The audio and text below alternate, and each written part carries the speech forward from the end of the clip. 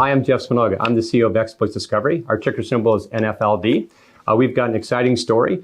We're well capitalized, over $10 million in cash, and very supportive shareholders like Eric Sprott.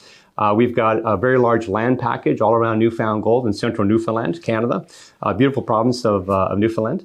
And we've got an exciting new claims that we want to talk about today. They're called Bullseye, and as well as some other ones that we picked up around the area. So very exciting times, great team, well supported, and a great execution plan. Jeff, welcome to London. Oh, thanks, Matthew. Yeah. I'm here.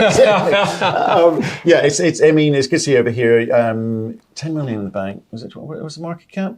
It's about 20 million. Right, 23 okay. million, yeah. Not that crazy, right? Yeah. Well, you look, EV value is only about 10 to 13 million, right? So, I know. It's kind of interesting, but you've got a story to tell. That's your job to kind of show the value, right?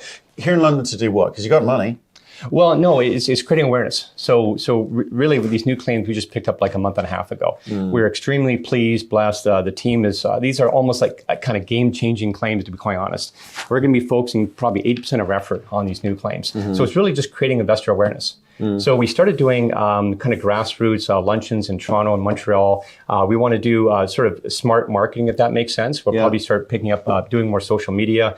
Doing this, for example, is very important. And so just getting the word out, because we've got a great plan. We're going to be throwing a lot at these new claims because of the prominence of them. And so we just want to really inform investors what we're doing. Right, so we need to explain for this audience, because we need people watching this too, new people to your story, I should say. Claims. I can't say claims. So what, right? So how do we get to the bit where you kind of eventually make money, or you create value off the back of it? So why go and make these acquisitions now? Yeah. So the secret ingredients here is to have, first, a really good team. So we've got a great team on the ground in Gander, Newfoundland. We've got a very good management team, great board.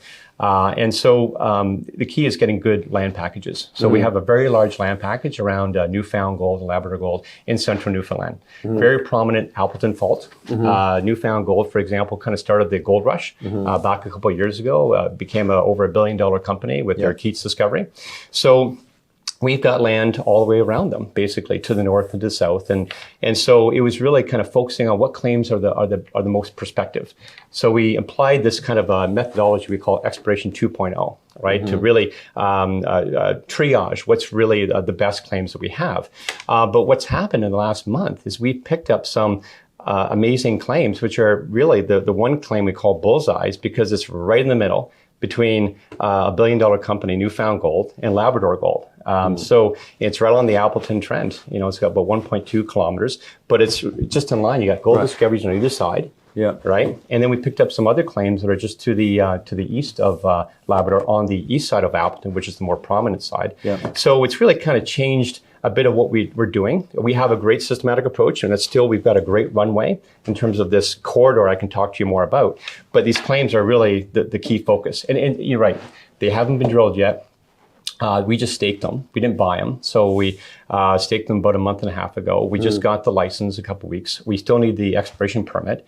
But going forward, we're going to be throwing a lot at this. Right. So the important bit here is actually trying to understand the value of it, because is it gold or is it moose pasture? The neurology thing works a lot of the time, doesn't work all of the time. Yeah, that's right. And you've got to go through a process. You talk about a systematic process. Can you explain the process? Yeah, sure. Well, the systematic process we embarked upon about a year ago was really just looking at, we call it Exploration 2.0, because it's looking at what made Keats discovery, what made Fosterville the most profitable mine in the world, like these high-grade orogenic flows, right? So the key is grade and continuity. And so what we looked at all of our claims, look at where we are in these multiple fault lines we have in Newfoundland, like large mega structures, you want to call it early days of maybe Abitibi. And then we said, what's the most prospective claims? And we're going to spend our time and effort. So it's like a resource allocation, idea. So looking at what the lessons we learned from Keats and Fosterville and applying those to our land package. So we did that. And we started drilling our Titan property. And so we're hoping drill results will be out by year end. So look forward to that. But also in the interim, we also said we want to get good at acquiring claims. So back about 8 months ago, we weren't quite successful. We weren't picking up claims near and around the areas we wanted to, right? So we dedicated resources to it. We practiced. We want to make sure that we were in the game. And so there was like over 100 people trying to get the claims that we got. So when it happened, there was high fives, there was shouting in our office. It was just great. So we still have our systematic approach for the overall claim package we have, right? So we still have that. That's sort of a medium to long-term approach. And then we've got our immediate near-term, which has changed now with these new bullseye claim that we have. But talk to me about the systematic approach specifically, because if you've got 100 people chasing the same stuff, right? Is it just a case of, I've got the most money, prepared to pay the most? Does money affect it, or is it literally the process? So these were staked. So literally it's first come, first serve. So 9 o'clock in the morning, the first one to type in all the details and then, click submit. If you're the first one, you get those claims. Right. So, So not everyone was, you didn't have 100 people after the same thing. I guess there's a competitive market, because there was a model, right? Off of Newfoundland's success, we saw lots of companies springing up. Not everyone's done so well, because they haven't been able to, one, raise the capital or to do much about it. And, how do you make sure you don't fall into that kind of same category? Let's move to the value bit where you can prove, because you talked about some drilling going on. How do you move further down that path? I'm glad you asked, because you have to have a near-term plan, like a catalyst, if you want to call it. We see bullseye as a catalyst. And then we have a medium to long-term plan. And so the medium to long-term plan, based on the systematic approach that we're talking about here, is that we've got this corridor we've been creating. Like along the Appleton Fault, like there's been multiple gold discoveries like we talked about, right? And everything's kind of moving north, okay? So we've been tying up the land and doing work on the land to the north. So, and we've also, there's the Appleton Fault corridor. We also have the Dog Bay corridor as well that we're creating or have created. So we've got multiple avenues to kind of dedicate resources. Now, you said about falling into traps in terms of, using money wisely. We always want to be prudent with our treasury. So we're going to be topping up with flow through every so often, right? We did a small flow through raise in August. We're going to be drilling probably a bullseye in February. So we always want to make sure that we're well funded to make sure we can execute on our program. So so that systematic approach is very important for understanding how we allocate capital and resources, because again, we got a great team, but they can't do everything all at once, right? So we sat back a couple of weeks ago and we said, where are we going to dedicate most of our resources in the new year? And we were completely aligned. Like we all agreed 80% should be on bullseye, and then 20% elsewhere. And then as we drill out bullseye, and it becomes a game changer where we get multiple drills and, everything starts going crazy. Then so you got one drill at the moment? Yeah, one drill. Right. And so give me some drill data. Have we got drill data yet? Yeah, no, it's coming out before year end. Before year end. Okay. So that's our Titan property. The Canadian assay system in gridlock at the moment. Okay. Yeah, we have a better provider now than we did last year, because last year it took anywhere from 6 to 8 months. It was a bit disappointing not to have assays sooner, to be quite honest. So we switched providers. But right now we're going to be looking at where are the assays going for the new drilling. Right. And tell me about the targeting, and tell me about the type of drilling. Is it shallow? What are you actually after? What are you trying to prove? Yeah, no, so it's a great question, because with Titan, there's historic drilling there by Crosshair back in 2004. They only went down about 65 meters. They found some gold, like it was 12 meters of 1.68 grams and 6 meters of 5 grams. So things like that were encouraging. So it's gold in gabbro. So what we're trying to look is the historic trend, and also go deeper. So go down about 300 meters. We've got about 17 drills in there. And we're going to try and find that continuity, because we also did a sort of a new technology called alpha IP. And it shows the resistivity and the conductivity between the areas. So the gold kind of is in that area, in the transition points. Right. So we're actually following that, and it's kind of helping to validate that technology, because if that proves to be true in certain aspects, we can apply that to our other targets that we have, say on Dog Bay or even at Bullseye. So it's really it's a good test of how much we're going to find with the new technology that we're employing. Right. But new technologies are lovely. Yeah. But gold's better. So again, in terms of what you can learn from what others have done, because it's a kind of neurology, closology play, right? Yeah, and there's lots of companies have done lots of drilling along the same fault. And you're saying, well, hopefully this is all connected, and we've got a sense of what it's about. So in terms of coming back to the targeting question, what lessons have you learned from others that you can apply here again in terms of efficiency of the drilling? Yeah, no, I'm glad you asked, because on the Appleton Fault, like really the main players have been Newfoundland, Gold, and Labrador. So there really hasn't been. We're the third, like we're the smallest of the three now, because these new claims have brought us into that central part. But the other faults that we're on, yes, there has been drilling, but that's why we kind of stepped back and kind of used great experts like Dr. David Groves. Like he was named one of the world's best earth scientists, right? So we talked to a lot of geologists that work for the government, from Munn University, local prospectors, and we built this founding document we called our founding document, Exploration 2.0, 200 pages of how to explore for gold in Newfoundland.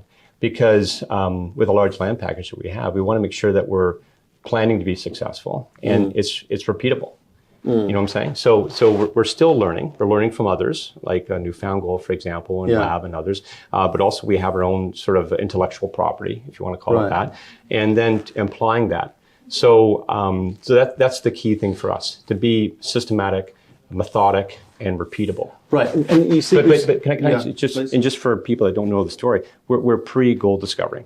So we haven't found our first gold discovery. So if you're aware of the Lassonde curve, we're sort of at that base before, and hopefully we find our first gold discovery on Bullseye. And then that's going to propel us to maybe being bigger than some of our neighbors. So that would be nice. Yeah.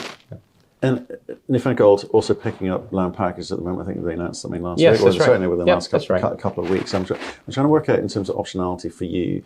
You've got a lot of land. That's something you've got to very kind of quickly get to the point where you work out which bits can I get rid of, which bits do I focus on, and how do I finance this thing, right? Because systematic processes take people and time, and therefore money. You've got a stack of money at the moment, and can you give us a sense of how you're allocating that 10 million and how long that's going to last?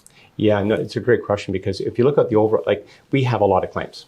Right, and if we're only going to be focusing on certain claims in the near term, what do we do with the other claims on the maybe non-core claims, right? So we will be looking for maybe some joint ventures, some option agreements. Maybe there's properties near other companies that might find them more attractive or put dollars to work. So I think that's going to be important too. So we're going to be talking more about that in the new year. So we started a couple initiatives. We are seeing some other metals on our claims, which is interesting, right? So not necessarily gold, but there are other metals. So like what? Oh, it could be.